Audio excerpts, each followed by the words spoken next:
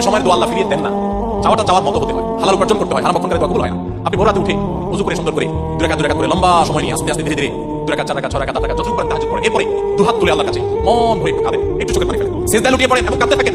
অসুস্থ হয়ে গেছেন, খুব পেরেশান আছেন, আপনি আল্লাহর কাছে তাহাজ্জুদের সময় উঠে চোখের পানি ফেলে একদিন না সম্ভব হলে নিয়মিত আপনি একটু নিবেদন করতে থাকেন। আমাদের প্রত্যেক ইবাদতের আগে এই ঘোষণাটা দিতে হয় যে আল্লাহ আমি মুশরিক না।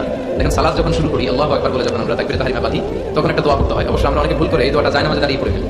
আমাদের দেশে প্রচলিত যেটা জায়নামাজের দোয়া, আসলে এটা জায়নামাজে দাঁড়িয়ে পড়ার দোয়া নয়। এটা বিষ্ণু তাকবীরে তাহরিমা বাঁধার পরে করতেন।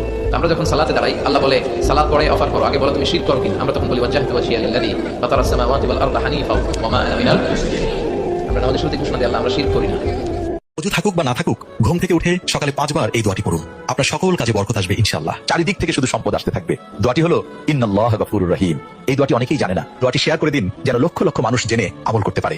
মায়ের পরে একজন পুরুষকে সবচাইতে বেশি ভালোবাসে, সবচাইতে বেশি যত্ন করে যেই নারী, এটা হচ্ছে ওয়াইফ।